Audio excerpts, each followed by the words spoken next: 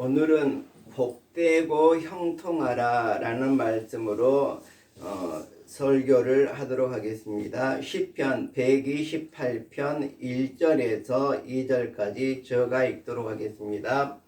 여호와를 경외하며 그의 길을 걷는 자마다 복이 있도다. 내가 내 손이 수고한 대로 먹을 것이라. 내가 복되고 형통하리로다. 아멘. 우리가 설날 새해 복 많이 받으세요 이렇게 인사를 합니다. 그래서 우리가 건강의 복을 주십시오, 물질의 복을 주십시오, 사업의 복을 주십시오, 여러 가지 복을 달라고 이렇게 말하고 있습니다. 세상은 많이 가지는 것을 복이라고 말하고 있습니다. 그렇지만 오늘 성경에서는 하나님과 바른 관계를 유지하는 사람이 정말 복 있는 사람이라고 말하고 있습니다. 자, 그럼 오늘 성경을 통해서 어떤 사람이 복된 사람인지 살펴보도록 하겠습니다. 첫 번째 보면 1절에 여호와를 경외하며 이렇게 오늘 말씀을 시작하고 있습니다. 여호와를 경외한다는 것은 정말 내 삶의 주인으로 하나님을 모시고 사는 것을 말하고 있습니다. 곧 우리의 삶이 성경 말씀의 기준에서 살아가는 것을 말하고 있습니다. 다시 말하자면 하나님 앞에서 양심을 지키면서 살아가는 것, 이것이 바로 복의 출발점이 되고 하나님을 경외하는 삶이 된다는 것입니다. 자, 복을 담는 그릇이 있는데 어떤 제자가 선생님께 이렇게 질문을 합니다. 왜 하나님은 어떤 사람에게는 복을 많이 주시고 어떤 사람에게는 복을 주지 않습니까? 이렇게 질문을 했습니다. 그러자 선생님은 이렇게 대답을 했습니다. 하나님은 차별하지 않으십니다. 비는 똑같이 내리고 있는데 어떤 사람은 컵을 바로 세워서 비를 받고 어떤 사람은 그릇을 뒤집어 놓으니까 비가 하나도 고이지 않는 것과 마찬가지입니다.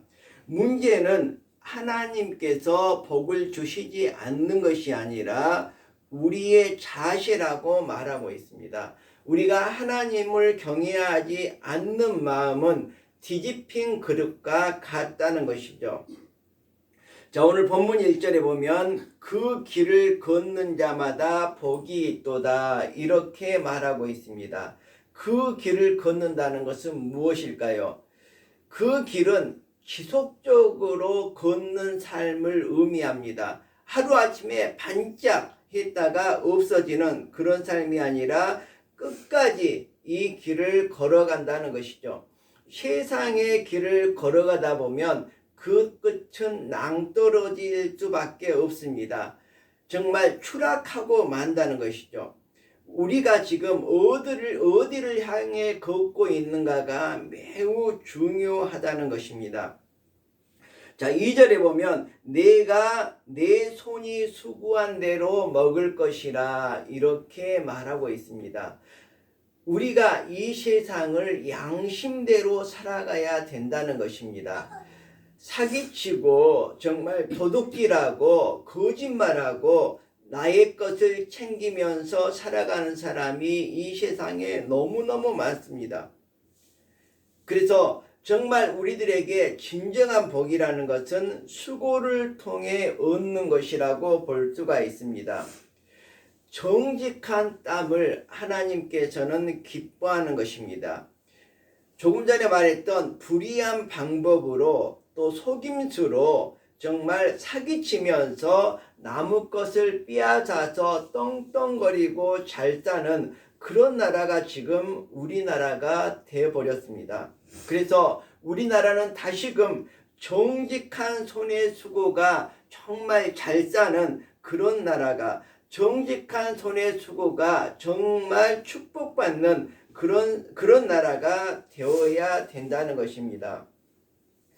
어느 마을에 아주 정직한 수성공이 있었습니다. 구두 수성공이 있었습니다. 그는 이렇게 매일매일 성실하게 일하면서 늘 말했습니다. 내 손의 수고는 하나님께 드리는 기도입니다. 그러자 사람들이 당신은 맨날 구두수선만 하면서 무슨 기도를 한다고 그러십니까? 그랬더니 그 정직한 구두수선공이 이렇게 말합니다. 바늘을 깨는 순간순간마다 나는 기도하고 있습니다.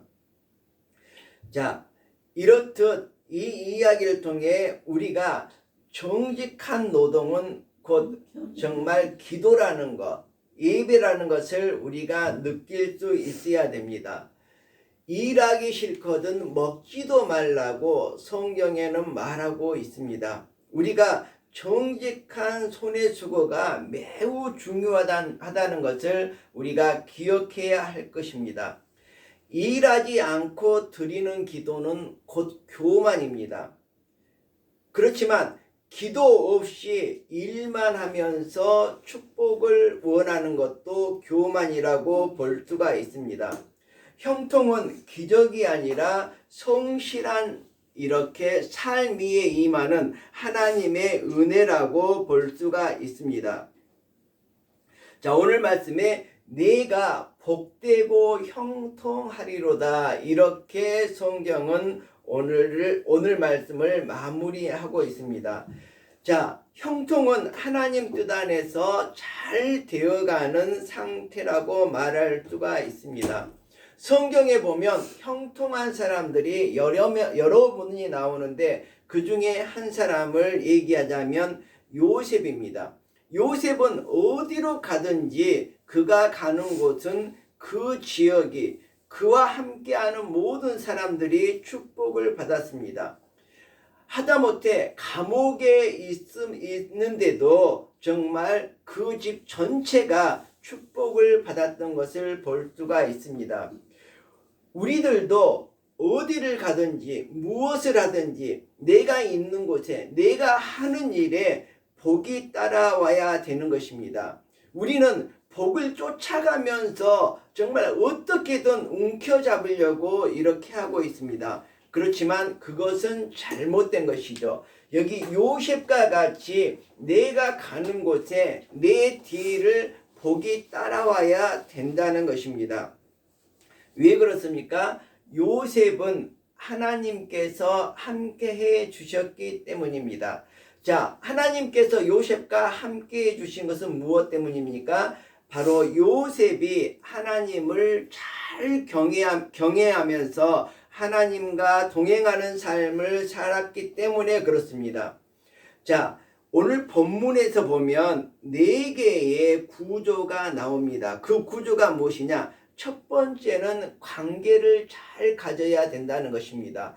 우리가 이 세상을 살아갈 때에 누구를 만나서 어떤 관계를 유지하면서 살아가는 것이 매우 중요하다는 것이고, 두 번째는 방향을 잘 설정해야 된다는 것입니다. 제가 이번 주일날 설교했듯이 자전거를 타는데 속도도 중요하고 체력도 중요하고 모든 것이 중요하지만 방향이 굉장히 중요하다는 말씀을 드렸습니다. 그리고 세 번째는 수고입니다.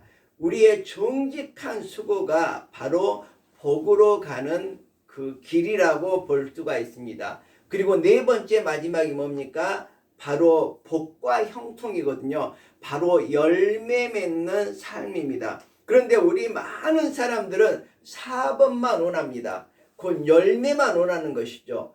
복 받기만 원하는 것이죠. 그렇지만 하나님께서는 1번부터 잘하라고 말하고 있습니다. 이것이 바뀌면 복이 들어오지 않을 것이라고 말하고 있습니다. 자, 첫 번째는 무엇입니까? 바로 관계인데 하나님과의 관계입니다. 바로 하나님을 잘 경외하는 삶을 살아야지 복된 삶의 첫걸음이라고 말하고 있습니다. 두 번째는 방향이라고 했죠. 우리의 삶의 방향이 어디에 목표를 두고 있는가, 어디를 향하고 있는가. 지옥을 향하고 있는가? 천국을 향하고 있는가? 자, 우리가 정말 이 세상을 살아갈 때 너희는 먼저 그의 나라와 그의 의를 구하라. 이렇게 성경은 말하고 있습니다. 바로 그의 나라와 그의 의를 구하는 삶, 이것이 바로 올바른 방향 설정이라고 볼 수가 있습니다. 자, 세 번째는 뭡니까? 수고라고 했죠. 수고는 손의 땀이라고 볼 수가 있습니다. 성실하게 일하는 그러한 모습이라고 볼 수가 있습니다. 우리가 성실하게 일할 때에 바로 하나님께서는 우리에게 복을 주신다는 것입니다. 그리고 마지막이 뭡니까? 네 번째가 열매의 삶이죠. 이러한 노력의 결과로 얻어지는 것이 복과 형통이라는 것입니다. 정말 축복의 삶을 이렇게 살 수가 있는 것입니다. 어떤 사람이 항상 기도를 했습니다. 하나님, 저를 성공하게 해주세요. 저를 축복받게 해주세요. 그리고 기도한 다음에 매일 로또를 샀습니다. 정말 그래서 로또를 확인하고 또 로또를 확인하고 정말 노력은 하지 않고 정말 그 일확천금만 누리는 그런 삶을 살았습니다. 그때 친구가 그에게 말합니다. 기도는 엘리베이터가 아니고 계단이란다.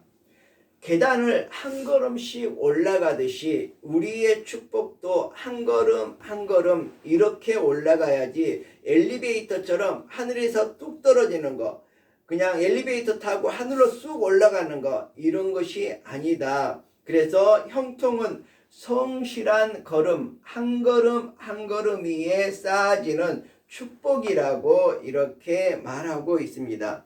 자, 오늘 시편 128편은 복을 노래하는 시입니다. 집안이 평안하고 자녀들이 잘되고 일터가 안정되고 이 모든 복은 하나님을 경외하는 삶에서 시작한다고 이렇게 말하고 있습니다. 이 복된 삶을 우리가 살지 못하고 이렇게 흔들리면서 살아갈 수밖에 없을까? 자, 복은 고난 속에서도 하나님께서 함께하는 상태입니다. 우리가 흔히 말하기를 고통은 이장된 축복이라고 이렇게 말하고 있습니다. 제가 운동선수에 많이 비유를 하는데, 운동선수들이 올림픽에 나가서 금메달을 따기 위해서는 피나는 노력이 필요합니다. 바로 이것이 고통 속에서 함께하는 하나님을 설명하는 그러한 대표적인 예라고 볼 수가 있겠습니다. 그래서 이 선수들이 지금 평안함을 추구하고 지금 안락을 추구하고 행복을 추구한다면 결국은 금메달을 딸 수가 없을 것입니다. 그렇지만 오늘 정말 고난 속에서도 정말 고통 속에서도 피나는 노력을 하고 훈련을 한다면 곧 올림픽에서 금메달을 영광을 얻는 것과 마찬가지라고 볼 수가 있습니다.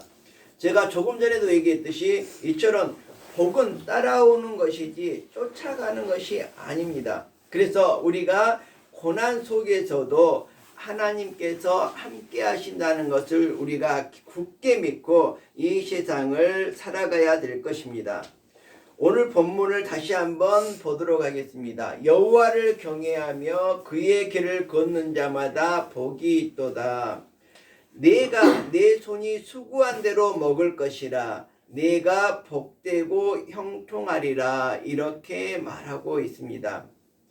이 시간 우리는 정말로 하나님의 약속을 믿고 이렇게 고백할 수 있는 사람들이 되시기를 바랍니다. 나는 하나님을 경외하며 살겠습니다. 하나님의 길을 걸어가겠습니다. 그리고 정직하게 수고하면서 이 세상을 살아가겠습니다. 성경은 지금도 말하고 있습니다. 내가 복되고 형통하리라. 그렇지만 그 전제 조건이 있습니다. 그 전제 조건이 무엇입니까?